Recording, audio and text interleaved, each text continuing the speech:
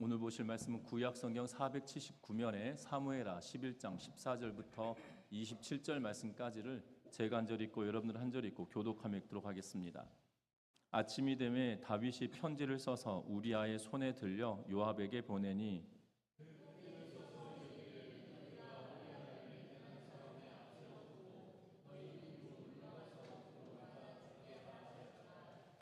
요압이 그 성을 살펴 용사들이 있는 것을 아는 그곳에 우리아를 두니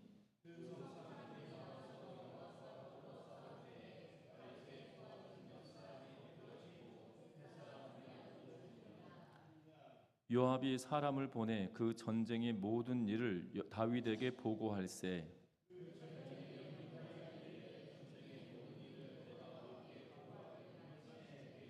혹시 왕이 노하여 내게 말씀하시기를 너희가 어찌하여 성에 그처럼 가까이 가서 싸웠느냐? 그들이 성 위에서 쏠 줄을 알지 못하였느냐?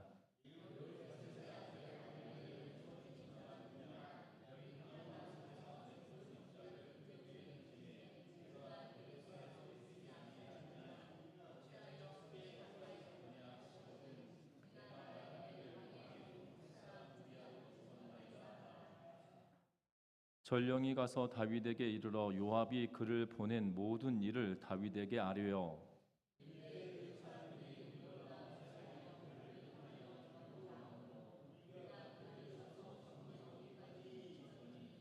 활 쏘는 자들이 성 위에서 왕의 부하들을 향하여 쏘매 왕의 부하 중 몇 사람이 죽고 왕의 종 햇사람 우리아도 죽었나이다 하니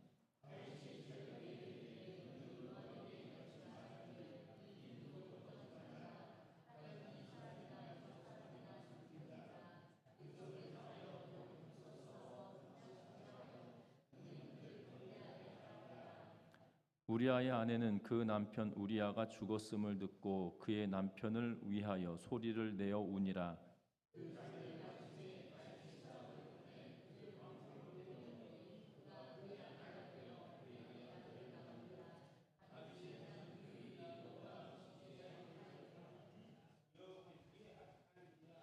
아멘. 우리 서로 인사 나누고 말씀 나눕니다. 사랑하고 축복합니다. 1897년 미국 북장로교회 선교사로 내한한 윌리엄 헌트 선교사는 황해도 일대에서 복음을 전하며 황해도 재령 선교의 아버지라 불리는 인물이기도 합니다. 한국 선교를 위해서 헌신하였던 수많은 선교사님들 가운데 대를 이어서 한국의 선교사로 활동했던 대표적인 가문이 세 곳이 있는데요. 하나는 언더우드 선교사 가문이고 또 하나는 린튼 선교사라 불리는 선교사님 가문이고 그리고 헌트 선교사, 우리가 오늘 이 1897년에 들어왔던 이 헌트 선교사님의 가문이 한국 선교를 위해 대를 위해서 헌신했던 그러한 가문입니다. 특별히 윌리엄 헌트 선교사의 아들이었던 브루스 헌트 선교사는 그와 함께 아버지와 함께 한국의 선교를 위해서 애를 썼고 특별히 신학 교육을 위해서 애썼던 인물이기도 합니다. 특별히 아들이었던 이 브루스 헌트 선교사는 이 신사참배 반대 운동을 하다가 쫓기게 되어지고 1941년 10월에 이 일본 경찰에 의하여서 만주에서 체포가 되어지게 됩니다. 그리고 이 체포가 되어져서 수감 생활을 하던 중 어느 추운 겨울 날씨에 생활하기가 너무나도 어려운 순간에 이 요를 나와달라고 요청을 하게 됩니다. 그런데 외투 한 벌만 가지고 추운 감방 생활을 하던 그가 갑작스레 이 간수가 그를 옥에서 끌어냅니다. 그리고 소장실로 들어갑니다. 그리고 이 소장이 이렇게 말합니다. 감옥 측에서 부탁했던 집을 놓은 요와 그리고 또 하나는 이 미국으로 돌아가기를 요청하는 그러한 두 가지 조건을 제시하는 것을 봅니다. 그 조건은 뭐냐면 이 미국으로 돌아간다라는 말은 뭐냐면 내가 선교를 그만두고 떠나겠다라는 의미이고 요를 받겠다는 의미는 내가 그럼에도 불구하고 이곳에 남겠다라는 그러한 둘 중에 하나를 선택하라고 요구하는 것이었습니다. 분명한 것은 이 선교사님이 이 일본 소장의 요구를 듣는다라면 단순히 그냥 선교를 그만두고 떠난다라는 의미만을 가지고 있는 것이 아니라 이 집행유예 선고를 받으면 내가 이제 더 이상 선교를 포기하겠다라는 의미를 가지고 있어서 마음의 갈등을 하게 되었다고 합니다. 그럼에도 불구하고 헌트 선교사는 마음의 결정을 하고 그 소장에게 이렇게 말합니다. 나 자신의 안전만 생각한다면 나는 미국으로 돌아가고 싶습니다. 그러나 선교사로서 나는 하나님께서 이 나라에 보내신 것을 확신하며 따라서 내가 있어야 할 그곳에 있기를 원합니다. 나는 미국으로 돌아가기를 원치 않습니다. 라는 말을 하고 다시 감옥에 투옥되었다고 합니다. 이 브루스 헌트 선교사님은 이 해방 이후에 이 고신대학에 60년대까지 고신대학에서 교수 생활을 하시다가 은퇴를 하게 되어지시는데요. 분명한 것은 선교 사역은 하나님께서 나에게 주신 사명이다.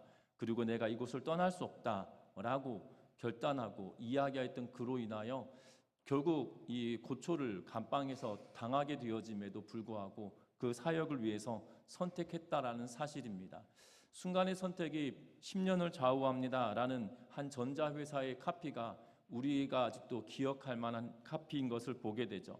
분명한 것은 순간의 선택이 우리의 삶을 좌지우지할 수 있다라는 사실입니다. 오늘 성경의 말씀을 통해서 보면 다윗이 욕망에 눈이 멀어서 하여선 되지 않은 일들을 행하고 있는 그러한 모습을 보게 되죠. 결국 충동적인 사건을 통하여서 그가 인간미를 잃어버리는, 정말 인간이 어쩌면 저럴 수 있는가라고 생각될 만한 그러한 일들을 감행하고 있는 것을 보게 됩니다. 어찌 보면 영화를 통해서 본다라면 그의 눈빛은 냉철하고 또한 냉정하고 차가운 눈빛이 그에게 서려 있을 법한 그러한 이 사람을 죽이기에 혈안이 되어져 있는 그러한 모습으로 비춰지기엔 충분한 그러한 상황인 것을 보게 되죠. 여러분들 오늘 본문은 계속 우리가 이 사무엘하를 읽어가는 중에 다윗이 우리아의 아내 바세바를 취하고 우리아로 하여금 전장에서 불러들이며 그 아내가 임신하였던 사실을 감추려고 하고 있는 것을 보게 되죠. 그런데 우리아는 2번에 걸쳐서 집에 들어가지 않고 왕궁에 또한 이 교처분과 더불어 함께 밤을 지새웠던 것을 경험합니다. 그리고 두 번째 이 밤을 지새웠던 다음 날 오늘 성경은 계속적으로 이야기하는데 14절 말씀은 이렇게 이야기합니다. 아침이 되매 다윗이 편지를 써서 우리아의 손에 들려 요압에게 보냈다라고 말하고 있는 것을 보게 되죠. 우리아가 집에 들어가서 쉬지 아니하고 병사들과 더불어 야전에서 취침을 하고 있는 그 상황을 눈으로 보고 난 이후에 다윗은 밤새 고민을 하고 또한 여러 가지 생각을 하고 있는 것처럼 비춰지고 있다라는 사실입니다. 우리아를 죽이겠다라는 심산으로 또한 우리아가 돌아가는 길에 요압에게 편지를 써서 보내고 있는 것을 보는데 그 편지의 내용은 오늘 15절 말씀을 봅니다. 같이 한번 읽어봅니다. 그 편지에 써서 이르기를 너희가 우리아를 맹렬한 싸움에 앞세워 두고 너희는 뒤로 물러가서 그로 맞아 죽게 하라 하였더라. 아멘. 오늘 성경은 뭘 이야기하고 있냐면 우리아를 지금 전쟁의 가장 선봉에 세우고 전쟁의 이 싸움이 붙으면 너희는 뒤로 빠져서 우리아가 그 칼에 맞고 활에 맞아 죽도록 만들어라 라는 요압에게 명령을 내리고 있는 모습을 봅니다. 그런데 참 안타까운 것은 이 명령서를 들고 누가 가고 있냐면 자신이 그것을 들고 가고 있다는 사실이죠. 왕의 명이기 때문에 인봉되어져 있는 편지를 들고 가고 있는 우리아이지만 그의 죽음을 이 편지에 써서 보내고 있는 다윗의 모습을 보게 된다라는 사실입니다. 분명한 것은 오늘 본문의 말씀을 통해서 다윗의 평생에 살아왔던 모습과 전혀 다른 모습을 우리에게 보여주고 있다라는 사실입니다. 사무엘 상하를 기록하고 있는 저자는 사무엘 상에서 하나님의 말씀을 쫓아 살아가고 있었던 다윗에 대한 이야기를 기록하고 있는 것을 보게 되죠. 하나님의 말씀을 쫓아 살아가는 그였기에 왕이고 상인 어른이었던 사울 왕의 이 10여 년간 쫓아다녔던 그 일들 가운데 2번에 걸쳐서 사울을 죽일 수 있는 그러한 이 시간이 있었고 장소가 되어졌음에도 불구하고 그를 죽이지 않았던 모습을 봅니다.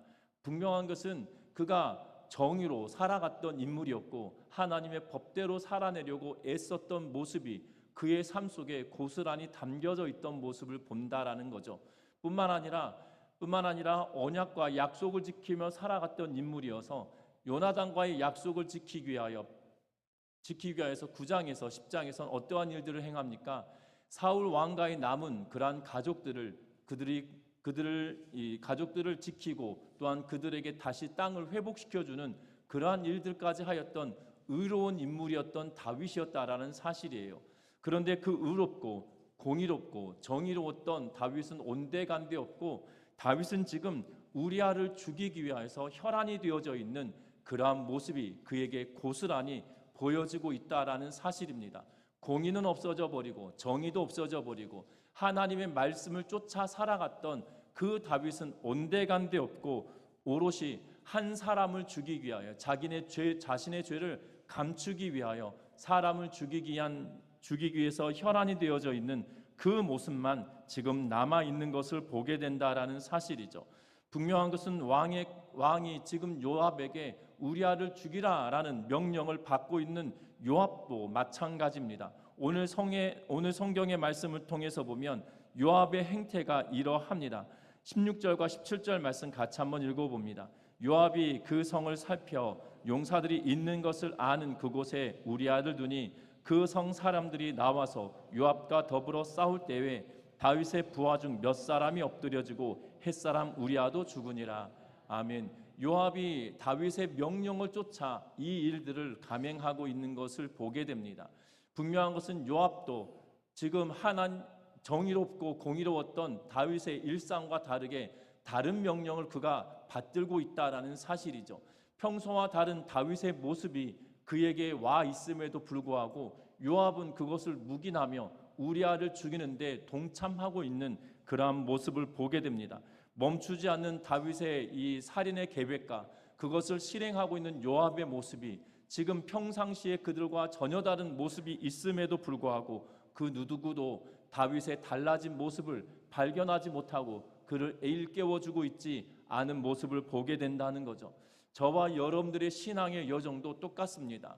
우리가 하나님의 말씀을 붙들고 살아간다, 하나님의 뜻대로 살아간다 함에도 불구하고 우리의 죄악의 문제를 덮기 위하여 다른 죄악을 버리고 있을 그때에는 우리도 똑같이 다윗처럼 이 평상시 다른 행동을 하고 있음에도 불구하고 그것이 눈에 부각되지 않고 그것이 감춰져 버리는 일들을 보게 된다라는 사실입니다. 저는 교회 사역을 30여 년 넘게 하는 동안에 교회의 어려운 일들을 목도하는 일들도 있었고, 때로는 교회가 분리되어지는 일들을 이 주변의 사역자들 통해서 접할 때가 참 많았는데요. 그것을 들을 때마다 느끼는 감정은 뭐냐면, 교회가 분란이 일어나고 교회가 이 분열되어지는 그러한 상황을 보면 이 상식이 통하지 않는 그러한 시대를 살고 있다라고 여겨질 만큼 참으로 안타까운 일들을 목도하게 되어진다라는 사실입니다. 어찌 보면 다윗의 모습이 그러합니다. 다윗의 모습이 상식적이지 않습니다. 그 상식적이지 않은 이유는 자신의 죄의 문제를 감추기 위하여 또 다른 죄를 도모하고 있기 때문에 상식적일 수가 없다라는 사실이죠. 그런데 이것이 다윗에게만 국한되어진 일일까요? 결단코 그렇지 않다라는 사실입니다. 이 문제는 우리에게도 동일하게 적용되어질 수 있다라는 사실이죠. 우리가 하나님의 말씀을 붙들고 살아간다라고 고백하고 하나님 말씀대로 산다라고 말함에도 불구하고 우리의 삶 속에 벌어진 틈이 여전히 우리에게 있다라면 그것을 깨트리며 정말 하나님의 말씀을 쫓아 살아가는 우리 전미중앙교회 모든 성도님들의 삶이 되시기를 주의 이름으로 부탁드립니다. 뿐만 아닙니다. 오늘 본문의 말씀을 통해서 보면 달라진 다윗의 모습, 과거의 다윗의 모습을 찾아볼 수 없었다라면 또 다른 모습은 하나님의 모습을 찾아볼 수 없다라는 사실이죠. 하나님의 부재함을 볼 수 있는 모습입니다. 특별히 우리가 앞에서 읽었던 16, 17절 말씀을 다시 한번 읽어봅니다. 17절의 말씀입니다. 그 성 사람들이 나와서 요압과 더불어 싸울 때에 다윗의 부하 중 몇 사람이 엎드러지고 햇사람 우리아도 죽으니라. 아멘. 오늘 이 전쟁은 이 암몬과의 전쟁을 하고 요압과의 암몬과의 전쟁을 하고 있는 것을 봅니다. 그리고 암몬과의 전쟁에서 계속 승리를 해오고 있죠. 그러면서 암몬의 수도였던 욥바성을 지금 치는데 어떤 상황이냐면 특별히 읽었던 17절 말씀은 그 서성 사람들이 나와서 요압과 더불어 싸웠다라고 말합니다. 그런데 지금 여기서 말하고 있는 것은 다윗의 부하 중 몇이 죽었다라고 이야기하고 있죠. 우리야만 죽은 것이 아니라 다윗이 아꼈던 용사들 중에 몇이 죽었다라고 표현하고 있는 것을 보게 되어집니다. 여러분들 놀라운 것은 사무엘하 8장의 말씀을 통해서 보면 8장 14절 하반절에 뭐라고 기록하고 있냐면 다윗이 어디로 가든지 여호와께서 이기게 하셨더라라고 말하고 있는 것을 보게 되죠. 하나님께서 다윗과 함께하여 주심으로 이스라엘이 전쟁을 치를 때 그 모든 전쟁에서 승리하였음을 8장 14절에서 이야기합니다. 또한 11장 1절에서도 지금 암몬과의 전쟁에서 승전을 하고 지금 랍바를 에워싸고 있는 이 암몬의 수도 랍바를 에워싸고 있는 그러한 모습을 보게 되죠. 앞에서 제가 요바라고 이야기했죠. 랍바입니다. 랍바를 에워싸고 있는 상황인데요. 여전히 하나님께서 계속 그들과 함께하여 주고 계시는 모습을 보게 된다는 거죠. 그런데 이 랍바와의 전쟁에서 지금 패전을 한 것처럼 여겨지는 상황이 우리가 읽었던 17절 말씀입니다. 다윗의 용사들은 대단한 용사들이었습니다. 왜냐하면 백전백승의 용사들이었고 다윗과 전쟁을 다윗이 전쟁을 할 때 항상 그와 함께하며 이 싸움에서 승리를 해왔던 인물들인데 지금 그들이 패전했다라는 의미는 어떤 의미냐면 여호와께서 다윗이 가는 모든 곳에 여호와께서 함께하여 주심으로 이 전쟁을 승리케 하여 주셨는데 지금 이 전투에서 패전했다라는 말은 하나님께서 지금 더 이상 그와 함께하지 않음을 지금 보여주고 있는 말씀이다라는 사실입니다.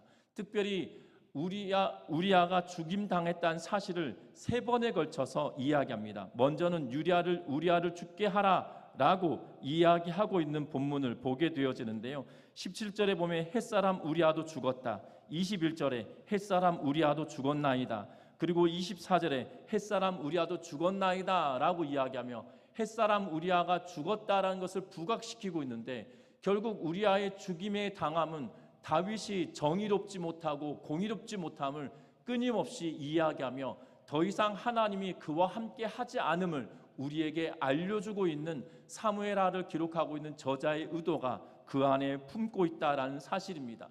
하나님이 더 이상 그와 함께 하지 않음을 안타깝게 여기고 두려워해야 됨에도 불구하고 더 이상 두려워하지 않고 염려하지 않은 다윗의 모습을 보게 되죠. 다윗이 이야기합니다. 지금 이 전령이 와서 전시 상황을 말하여 주고 있는 것을 보게 되죠. 요압은 두려운 것처럼 보여집니다. 왜냐하면 왕이 노하실 수도 있겠구나라고 여겨서 20절에 보면 혹시 왕이 노하여 내게 말씀하시기를 전령을 보내면서 너에게 왕이 혹시 화를 내신다라면 이렇게 말해라. 햇사람 우리아도 죽었다라고 말하고 있는 것을 보게 되죠. 그만큼이나 이 전쟁이 참으로 참혹하였던 전쟁으로 보여지고 다윗이 아꼈던 용사들이 많이 죽었음을 암시하고 있는 그러한 대목이기도 합니다.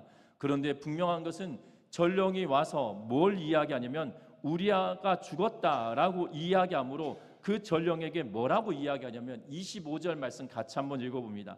25절의 말씀입니다. 다윗이 전령에게 이르되 너는 요압에게 이같이 말하기를 이 일로 걱정하지 말라. 칼은 이 사람이나 저 사람이나 삼키느니라. 그 성을 향하여 더욱 힘써 싸워 함락시키라 하여 너는 그를 담대하게 하라 하니라. 아멘. 오늘 성경은 뭐라고 이야기합니까? 우리아가 죽었다라는 소식을 접하고 지금 평상시 다윗의 모습이었다라면 하나님께서 그와 함께 하지 않으심을 안타깝게 여기며 지금 우리가 무엇을 잘못하였을까라는 데 집중을 하며 하나님께 죄를 구하고 용서를 구하는 모습이 당연할 것임에도 불구하고 다윗은 뭐라고 이야기하냐면 칼이 이 사람을 죽일 수도 있고 저 사람을 죽일 수 있다. 싸움을 항상 이기지 못하고 때로는 질 수 있지. 괜찮다. 이렇게 말하고 있는 것을 보게 되죠. 요압은 평상시 다윗이었다라면 지금 화를 내는 것이 당연한 일이었고 진노하는 것이 당연한 일이었는데 진노는커녕 지금 그를 위로하며 돌려보내고 있으며 요압에게 걱정하지 마라. 이 전쟁을 싸워 승리케 하라라고 말하죠. 지금 다윗이 평상시 같으면 하나님이 그와 함께 하시는지, 이 전쟁은 하나님께 속한 것인지 그것을 따져 묻고 나아갈 것이었음에도 불구하고 전혀 그렇게 하고 있지 않는 모습을 보게 되죠. 어찌 보면 충신의 목숨과 바꾼 자신의 죄의 은폐가 너무나도 흡족하고 만족하고 있다는 겁니다. 여러분들, 저와 여러분들의 신앙의 여정에도 혹여 이러한 모습이 우리에게 있지 않은지 우리의 삶을 면밀히 살펴보아야 된다는 거죠. 때로는 교회가 깨지더라도 나의 유익을 끼치기 위하여 살아가는 일들이 때로는 빈번하게 보여지는 현실을 살아가는 교회 공동체들의 모습이다라는 사실이죠. 우리가 그 가운데 있을 수도 있다라는 사실입니다. 그런데 우리가 눈여겨보아야 할 것은 무엇이냐면 우리의 마음속에 치고 들어오는 사단의 권세를 날마다 깨부시며 하나님의 말씀을 쫓아 믿음으로 살아가는 우리 전미중앙교회 모든 성도님들의 삶이 되시기를 주의 이름으로 부탁드립니다. 왜냐하면 오늘 성경은 다윗에 대하여 한마디로 딱 평가를 내리고 있는데요. 27절 말씀 같이 한번 읽어봅니다. 27절의 말씀입니다. 그 장례를 마침에 다윗이 사람을 보내 그를 왕궁으로 데려오니 그가 그의 아내가 되어 그에게 아들을 낳으니라. 다윗이 행한 그 일이 여호와 보시기에 악하였더라. 아멘. 하나님은 한 줄로 다윗을 평가합니다. 뭐라고 평가합니까? 여호와 보시기에 악하였더라. 여호와 보시기에 악하였더라라고 한 줄로 평가를 내리고 있는 것을 보게 되죠. 반면에 이 글을 쓰고 있는 사무엘하의 저자는 앞에서도 말씀드렸던 것처럼 이 우리아의 죽음에 대하여서는 한 줄 평하면서 세 번에 걸쳐서 그의 죽음이 안타까운 것처럼 말합니다. 햇사람 우리아가 죽었다. 햇사람 우리아가 죽었다. 햇사람 우리아가 죽었다라고 이야기하면서 세 번에 걸쳐서 이야기하고 있으면 이 사무엘하 11장을 기록하면서 가장 안타깝게 여기고 있는 죽음은 우리아의 죽음이다라고 사무엘하 저자는 말하고 있다는 거죠. 하나님의 평가는 다윗에 대하여 그는 악한 자다. 지금 11장 본문 자체만 두고 평가한다라면 우리아는 선한 사람이고 다윗은 악한 존재다라고 이야기하며 대비시키며 악한 자가 선한 사람을 죽이는 일에 혈안이 되었고 결국 하나님 보시기에 흡족하지 않은 것이다 라고 하며 그를 평가 내리고 있는 모습을 보게 된다는 겁니다. 여러분들, 다윗은 그럼에도 불구하고 아무런 감정적인 동요를 일으키고 있지 않다는 거죠. 도리어 이것이 흡족한 것처럼 여겨서 우리아의 아내 밧세바가 그 남편의 죽음의 소식을 듣고 울고 장례를 다 치르고 난 이후에 그를 왕궁으로 데려옵니다. 마치 아비가일을 그가 불러들였던 것처럼 이 나발의 아내 아비가일을 그가 취하였던 것처럼 마치 나발이 죽고 난 이후에 홀로 되어 있는 여인을 취함으로 그 가정을 보호하겠다라는 심산인 것처럼 사람들에게는 선한 왕으로 비춰질 수 있는 그것을 취하며 말하고 있는 것을 보게 되죠. 하지만 그 행위가 하나님 보시기에 너무나도 악한 것이다 라고 말하고 있는 것을 봅니다. 저와 여러분들의 신앙의 여정에도 똑같습니다. 정말 하나님의 뜻을 쫓아 믿음으로 살아갈 것인가, 아니면 다윗처럼 내 욕심을 채우기 위하여 하나님은 온데간데 없는 존재로 살아감에도 불구하고 그것을 민감하게 여기지 못하며 마치 영적인 침체와 영적인 죽음을 맞이하고 있는 것처럼 비춰지는 다윗의 모습과 같은 삶을 우리가 살아갈 것인가, 그 중간에 우리는 어떤 선택을 할 것인지 결단하며 살아가야 될 위치가 언제나 우리 앞에 서 있다라는 사실이죠. 저와 여러분들 이 결단에 다윗과 같은 길을 걸으시겠습니까? 아니면 죽음을 불사하고 믿음의 길을 걸어가는 삶을 선택하기로 결단하길 원하십니까? 분명한 것은 저와 여러분들이 이 결단 앞에 분명한 것은 다윗과 같은 선택을 하는 것이 아니라 믿음의 결단을 하며 살아가는 은혜가 있기를 주의 이름으로 부탁드립니다. 분명한 것은 밧세바가 우리아의 죽음에 소리를 내어 울었다라고 이야기하는데요. 이 사건의 모든 내용을 알고 있는 저와 여러분들은 밧세바의 울음에 진정성이 있을 거라는 생각이 들어집니다. 그렇지 않을까요? 여러분들, 야전에서 잠을 잤던 우리아에게 밧세바가 한 번쯤 찾아오는 것이 마땅한 일 아니겠습니까? 그런 생각 한 번도 안 해보셨나요? 지금 전장에서 왔잖아요. 전쟁을 치르고 왔는데 지금 왕을 아련하고 우리아가 왕 앞에서 집에 가지 않고 이 보초를 서고 있는 병사들과 함께 야전에서 잠을 잤어요. 그러면 우리아가 집에 왔다, 지금 예루살렘으로 들어왔다 그러면 어떻게 하실 것 같으십니까? 버선발로 나가는 게 당연한 일 아니겠습니까? 그런데 우리아를 만나러 밧세바가 오지 않아요. 이제야 여러분들 이제 성경을 다시 한번 생각해 보시면 우리아를 찾아오지 않습니다. 밧세바가. 그리고 다음 날 밤에 우리아가 다시 잠을 야전에서 자고 밧세바를 안 만나고 가요. 그래서 이것을 두고 학자들은 이렇게 말합니다. 우리아가 밧세바가 다윗과 이 불륜의 관계인 것을 알지 않았을까라고 이 추정을 합니다. 그런데 우리아의 행동을 통해서 보면, 우리아의 행적을 통해서 보면 그랬다라기보다도 오히려 지금 밧세바의 이 울음은 참으로 진정성이 떨어지는 울음이죠. 어떻게 보면 우리는 이것을 두고 악어의 눈물이다라는 표현을 쓰죠. 악어가 자기가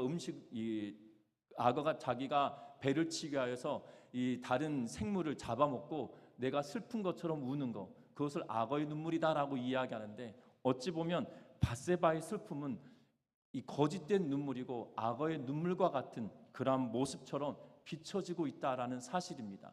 지금 사무엘하 저자는 이것을 낱낱이 고발하며 말하고 있죠. 분명한 것은 우리의 신앙의 여정도 이럴 수 있다라는 거죠. 여기에 빠지지 않는 방식은 다른 게 있지 않아요. 하나님의 말씀에 내 삶을 날마다 조명하며 살아가는 방법 말고는 있지 않다라는 사실입니다. 다윗이 이 고난을 이 문제를 해결하는 방식은 하나님의 방식으로 행하고 있지 않다라는 사실이에요. 특별히 시편 51편은 이 사건 이후에 기록하고 있는 시편의 내용인데요. 51편에 뭐라고 이야기하는 표제어에 이렇게 기록하고 있는 것을 보게 되어집니다. 뭐라고 기록하냐면 다윗의 시 인도자를 따라 부르는 노래, 다윗이 밧세바와 동침한 후 선지자 나단이 그에게 왔을 때라고 하며 그가 회개하는 상황이 벌어지는데, 다음 주에 보겠지만 12장의 내용들을 이야기하며 이 시편 51편을 쓰고 있는데요. 나단 선지자가 올 때까지 그는 죄악 가운데 있다는 사실을 망각하고 지금 본인이 하고 있는 일이 최선의 것이다, 내가 잘한 일이다라고 하며 말하고 있는 모양처럼 비춰지고 있다는 거죠. 하나님을 떠나고 하나님이 부재한 인생은 결국 죄를 범하고 있으면서도 죄를 깨닫지 못하는 상태다라는 거예요.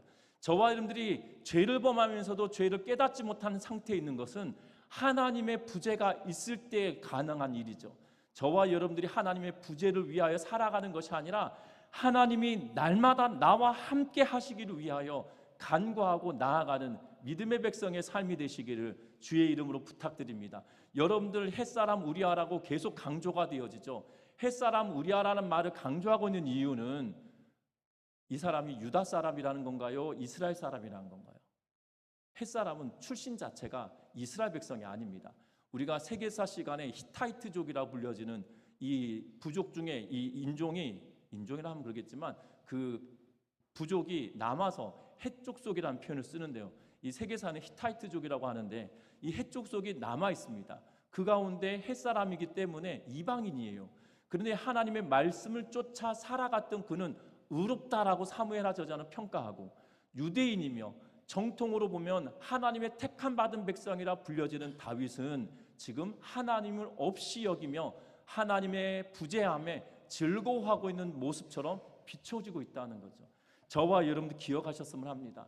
하나님의 부재가 내 삶 속에 얼마나 무서운지를 기억하면서 하나님이 항상 나와 함께하기를 간구하고 하나님이 항상 나와 함께하기를 소원하며 믿음으로 살아가는 우리 모두가 되시기를 주의 이름으로 부탁드립니다. 그러면 앞에서도 말씀드렸던 것처럼 우리가 하나님과 함께하는 것 압니다. 그런데 잘 안 되죠.